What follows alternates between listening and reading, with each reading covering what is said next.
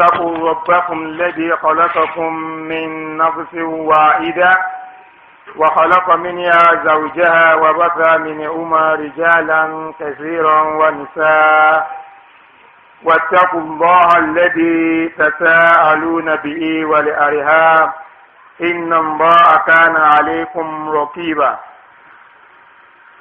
يا أيها الذين آمنوا اتقوا الله وقولوا قولا سديدا يصلح لكم أعمالكم ويغفر لكم ذنوبكم ومن يطع الله ورسوله فقد فاز فوزا عظيما أما بعد فإن الخير الحديث كتاب الله وخير الهدي هدي محمد صلى الله عليه وسلم وشر الأمور محدثاتها وكل محدثة بدعة وكل بدعة ضلالة وكل ضلالة في النار. السلام عليكم ورحمة الله وبركاته. We give thanks to Almighty Allah subhanahu wa ta'ala for blessing us with Al-Islam. We ask for the benediction of Allah subhanahu wa ta'ala upon the gentle soul of Holy Prophet Muhammad sallallahu alaihi wasallam, whom Allah himself guided to guide us. May the blessing be upon all his companions, his household, and the entire Muslims to the day of judgment. Inshallah, bikratullah, today's khutbah, we are going to consider to discuss the right of Holy Prophet Muhammad sallallahu alaihi wasallam. The right of Holy Prophet Muhammad sallallahu alaihi wasallam. One of the cardinal principles or pillars of Al-Islam is to believe in Allah and His Prophet. We have to convince it, we have to say it, we have to testify that Ashhadu an la ilaha illallah Muhammadur Rasulullah. That is, we have to bear that there is no other deity worthy of being worshipped except Allah subhanahu wa ta'ala. And Muhammad sallallahu alaihi wasallam is the prophet and messenger of Allah. Majority of us knows that by learning or by one way or the other, even by death, if somebody should ask us what are the rights of Allah, we'll be able to answer to worship Him alone. But what of the rights of Holy Prophet Muhammad sallallahu alaihi wasallam? Majority of us, when we talk of the Muslims with regard this topic, the rights of Holy Prophet sallallahu alaihi wasallam, the Muslims are divided into three. We have a category who doesn't care. They do not care at all to know the rights of Holy Prophet. They just accept him is our prophet, is our prophet. But if you ask them, what are the rights of this Muhammad sallallahu alaihi wasallam, they did not bother to know it, talking less of giving him his rights. We have another people. They were at the extreme end. Due to love for the Holy Prophet sallallahu alaihi wasallam, they have given to the Holy Prophet the right that does not belong to him. These overzealous people. The right that the Holy Prophet did not deserve, they have given it to him. And we have another people, they were the middle course. They took pain to learn, to understand the personality of Holy Prophet sallallahu alaihi wasallam. What are the rights of this prophet as enjoined on us by Allah and His messenger himself? And they make effort to give him the right, his right, as much as they can. The first category, people that does not even care, perhaps as a result of lack of knowledge or the environment we find ourselves, in which we learn our religion by emulation. We do emulate. I think over 50% of Muslims will tell you that he learned this religion by going to maybe madrasa or go and ask a particular scholar about this religion. People just see people what they are doing and majority copies them. And that is why it's very important. And the importance of the Holy Prophet in this our religion needs, that is called for us to know the right of this Prophet, so we'll be able to give him his right.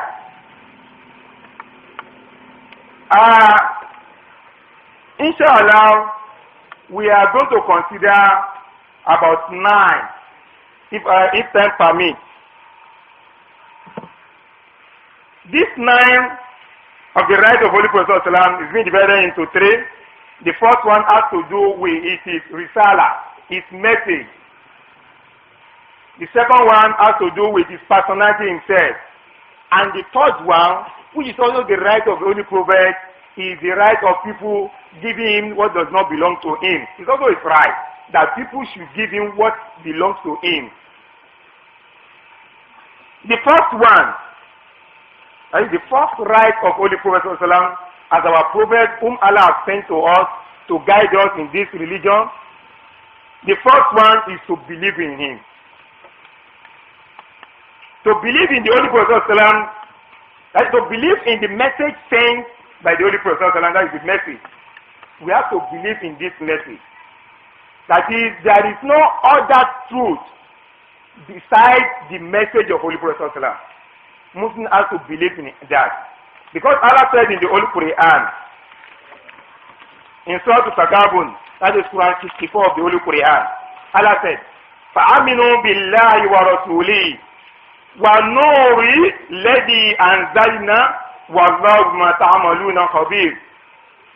Allah said that we have to believe in Allah subhanahu wa ta'ala. That is the first commandment. Believe in Allah wa rasulihi and his prophet. That is his own personality. If some people are saying, who is that prophet? Is this, is that? Muslims should believe that he is the prophet and the last prophet. That is his personality. His message, Allah said, وَنُورٍ, that the light, الَّذِي أَنزَلْنَا, in which Allah revealed to him, in which Allah sent down, that is Holy Quran, and he is Ahadi, the saint of Holy Prophet. The two are the Nur. These are the two lights combined together to become one that Allah sends to us. That is the Quran and what? And the practice of Holy Prophet. We have to believe in it. That if there is anything that you ask from the Holy Quran or from the saints of Holy Prophet, we should believe in it. That this is a message from our God. We should not doubt it. The way we used to doubt theory, the way we used to doubt other people's opinions, that don't mind him, they just common man. Holy Prophet is not a common man. The message sent to us, it is the right of Holy Prophet that we should believe in his message. The second one, that is the second right of Holy Prophet after believing in his message, is to obey him, is to obey the Holy Prophet. Now, there is difference between believing in his message and obey his message. That is obedience to his command. As a Muslim, you may believe. If somebody says Muhammad is not the prophet of Allah, you say, no. I believe he's the prophet of Allah. But part of his command, did you obey it? Holy Prophet is my prophet, but most of his saying, when you look at the situation presently, the right of Holy Prophet is to obey him. The message he gives to us. Allah subhanahu wa ta'ala said in the Holy Quran, Allah said, Ya ayyuhal ladina amanu, ata'ullaha wa rasulahu. Ata'ullaha wa rasulahu. Allah called Muslims. Those of us who say we believe in Allah. Allah said, follow me. Ata'ullah. You have believed in Allah. That is a different part. I'm a Muslim, we are this, we are that. We believe in Allah. Our religion is Islam. But the next thing that we have to follow the path of Allah. We have to turn to His commandments. We have to obey His commandments. And Allah now says, not only His own, also that of His prophet. That is, anything that the Holy Prophet give us, we must obey Him. Nowadays, we have some people that have gone astray. This set of people believe in the Holy Quran alone. Because they said a particular name. Like they believe in Holy Quran. The hadith of Holy Prophet, the saying of Holy Prophet did not recognize that one. Likewise, due to ignorance, majority of us also neglect the sayings of Holy Prophet. Some Muslims may say, I have Quran in my home. I have Yusuf Ali, I have this, I have that, I have software of Holy Quran, I have this. There is no day I will not read the Quran, but what of the hadith of Holy Prophet Sallallahu? Whom among us can boast of having complete Sahih Buhari or Sahih Muslim or 40 Arba'in hadith, this 40 collection of hadith? Who among us can say that he has read it, he has understood it, and he used to obey the commandment of Holy Prophet inside this book of hadith? So, as we give respect, obedience to Allah subhanahu wa ta'ala, likewise, one of the rights of the Holy Prophet that we must obey him. Because Holy Prophet said in one of his hadiths, when he was telling his Sahaba that all Muslims will enter paradise unless we that deny it, people that don't want it. They now ask the Holy Prophet, who is that one that will deny it, that will not want to enter the paradise? Holy Prophet, people that say they did not obey me, these are the people that they did not want to enter paradise along with the other Muslims. That is the second one. That is the right of Holy Prophet Muhammad sallallahu alaihi wasallam. The third one. The third one is to follow him. Following the Holy Prophet sallallahu alaihi wasallam means using Holy Prophet as our model.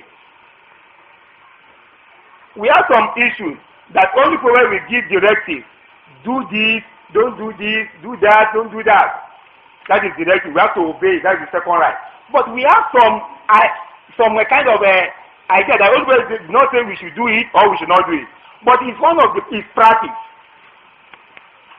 We should take Holy Prophet as our model. We should be happy to say that what I'm doing, this is how Holy Prophet used to do it when he was alive. The way I raise my children, the way I conduct my social life, the way I dress, the way I talk, the way I sleep, the way I drink water, the way I do this, the way I do that. This is how Holy Prophet used to do it. That is when you are following him. But if you call yourself a Muslim and you say, though I have my own model, so it's my model, and is denying the Holy Prophet is right. We must follow him. We must use his style. The way he used to do his own, that is how we should also do our own. Because Allah subhanahu wa ta'ala even said in the Holy Quran, follow him as to even do, Allah said in the Holy Quran, that وَمَنْ يُشَكِّكِ الرَّسُولِ مِنْ بَعْدِ مَا تَبَيَّنَ لَهُ الْهُدَى وَيَتَّبِعْ غَيْرَ سَبِيلِ الْمُؤْمِنِينَ نُوَلِّهِ مَنْ تَوَلَّى وَنُصْلِهِ جَهَنَّمَ وَسَاءَتْ مَصِيرًا. This was recorded in the Surah An-Nisa, where what Allah said, that whoever contradicts the Holy Prophet, وَمَنْ يُشَكِّكِ الرَّسُولِ, if you use your own idea to contradict that of Holy Prophet, if Holy Prophet let us do it this way, and you know they want to do your own another way, you have contradicted him. You did not follow him, and he has that right upon you. You call yourself Muslim to follow him. The way you do your own life. Allah now said, whoever contradicts the Holy Prophet and opposes after the right has been given to them, has been shown clearly to them that this is the way of the Allah. Allah has shown you the Huda, the guidance. This is how to do it. If you don't know, there's no problem. But once you have learned that this is how Holy Prophet used to do a particular thing, it's now incumbent on you. It is right that you must emulate him. You must follow him. If you now decide to follow other paths, other than the path of the believer, Allah said, we shall keep him in the path he has chosen. Allah is going to leave him there, in that path that he has chosen, and burn him in hell. That is going to end up in hellfire.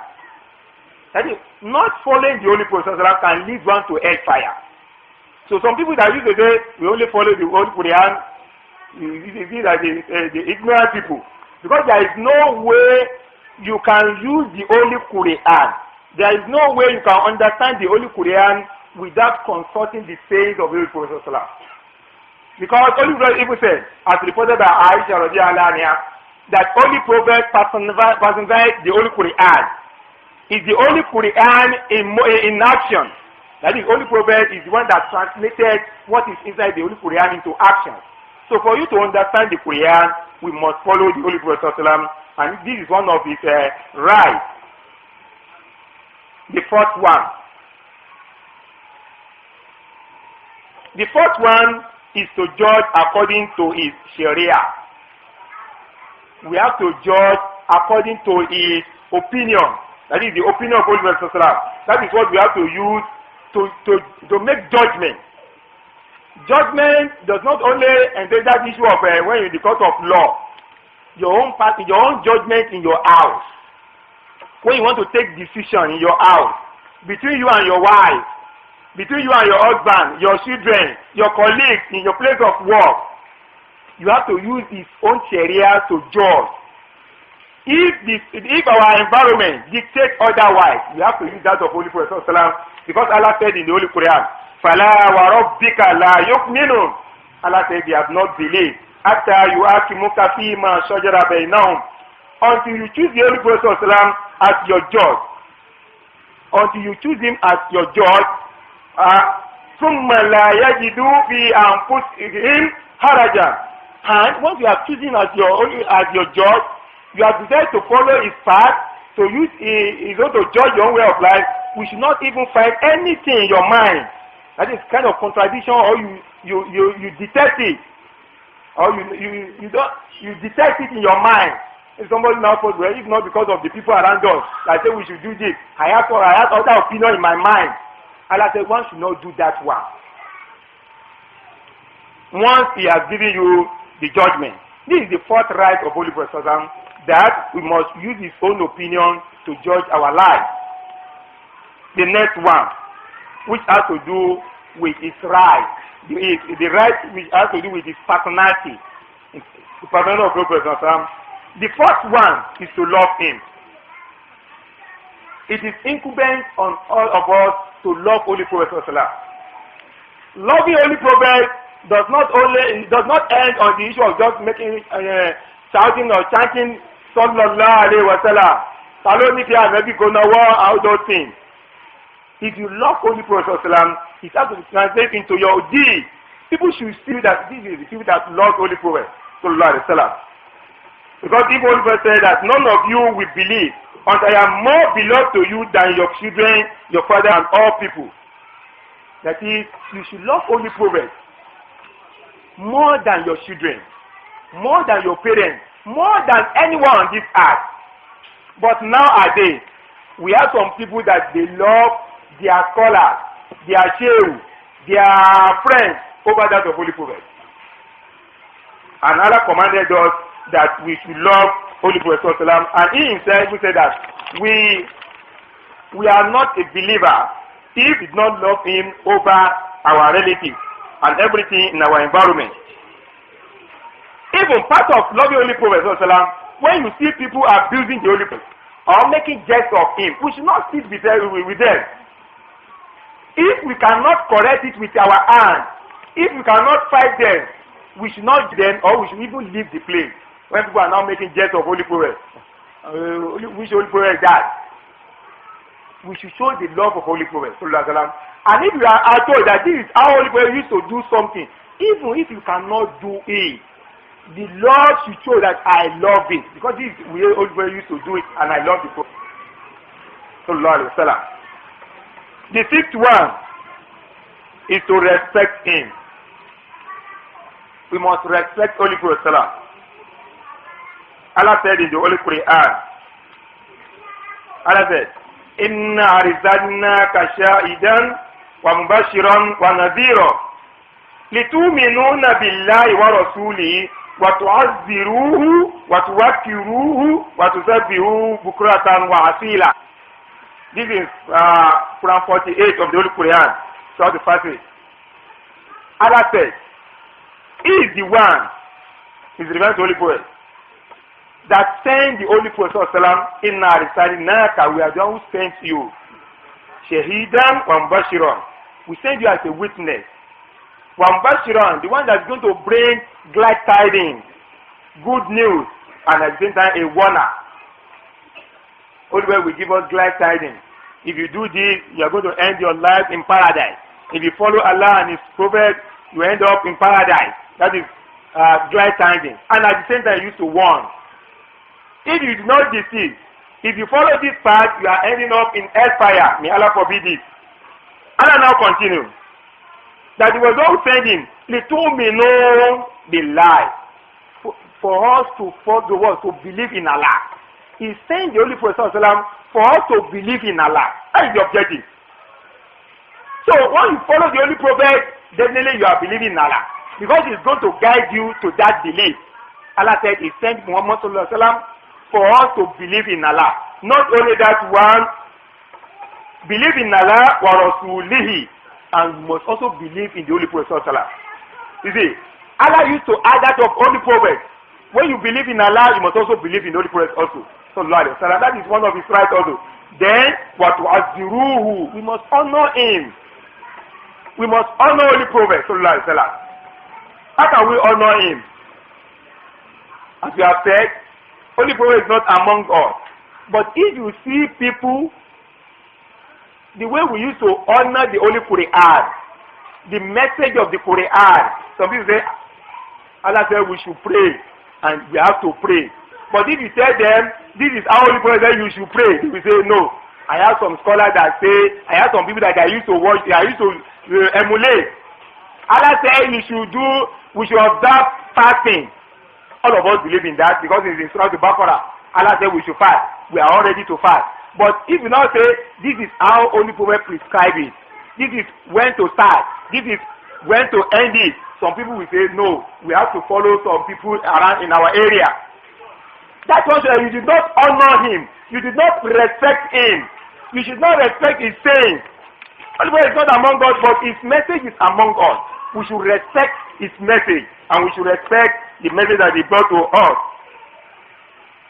And at the same time, His own opinion should supersede all other opinions. Even our own personal opinion, our own interest, that of Holy Prophet should supersede it. This is one show that we are respecting Him as being commanded by Allah subhanahu wa ta'ala, and it's one of His rights. Number seven is to send prayer and salam on Him. Most of the Muslims used to do this one. That is only when we are being commanded.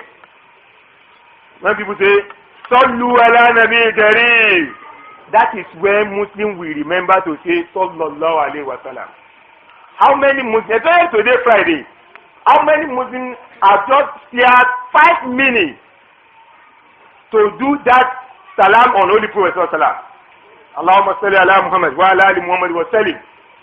Who among us have extra time to use it for that Holy Prophet? Despite that, Allah commanded us that we should do it for Him, because Allah says, Inna Allaha wa malaikatahu yusalluna an-nabi. Allah first of all let us know His own position, what He Himself used to do, and His prophet and His messenger, and that is the malaika, that they themselves used to do salute, salawat on Holy Prophet sallam. Allah now commanded, Ya ayyuhal ladina amanu sallu alayhi wa sallimu taslim, that we must also do we must also send salah and greet on Holy Prophet sallam. So this all should not only be the time when people say, Sallu ala Nabi Kareem, and so on. This is just a kind of a mere playing. Muslims should have time. Every day, after Salatul Subhi, after Salatul Ashri, or after Salatul Maghrib, and especially on Friday, you must have time The way we have time to read Quran, we must also have time.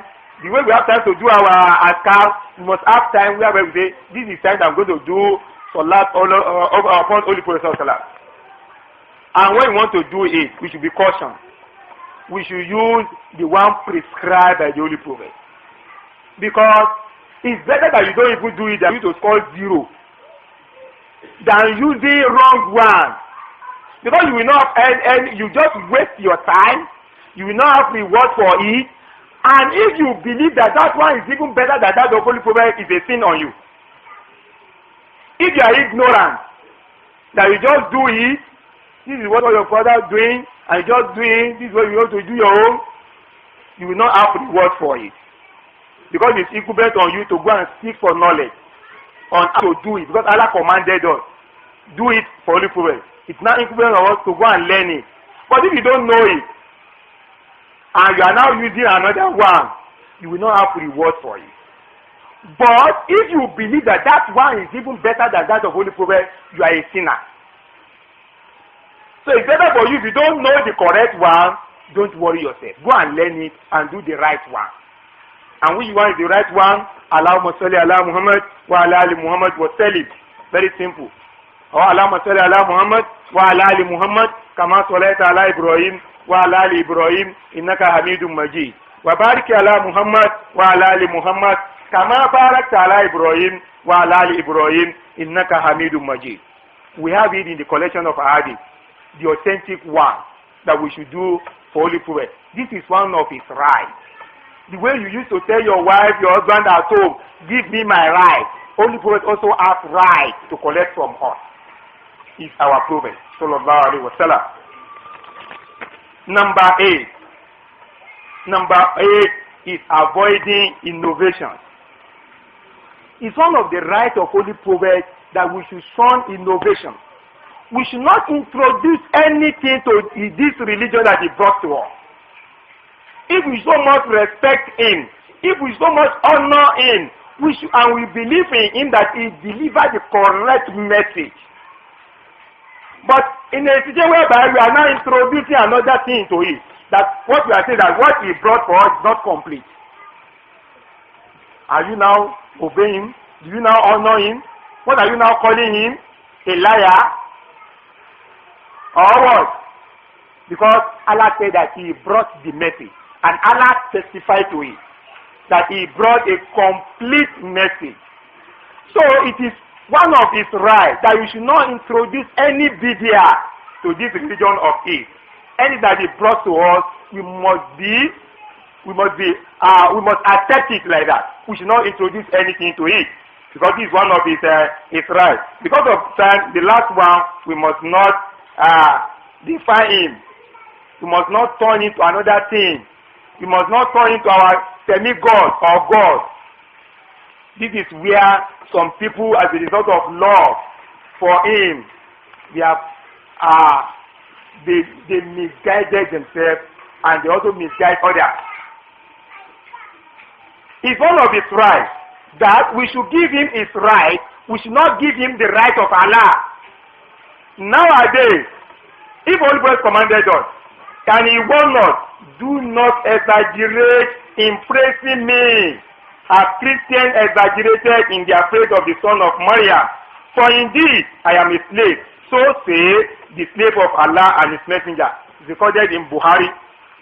Holy Prophet said, do not exaggerate in praising me. The way the Christians exaggerate in praising Isa ibn Maryam. They started by saying that they first of all waiting with God. Later on, he graduated to another level until he became God. Nowadays, we have some Muslims, overzealous. The way they are now equated with Allah subhanahu wa ta'ala. Some people even say, Holy Prophet, and so on and so forth. I always warn us that we should not exaggerate him, in praising him. Anything that they give us, we should do it. One of way of exaggerating or introducing bid'ah to him. Some people say they love Holy Prophet Muhammad sallallahu alaihi wasallam. They now copy the deeds of other religions in celebrating Holy Prophet.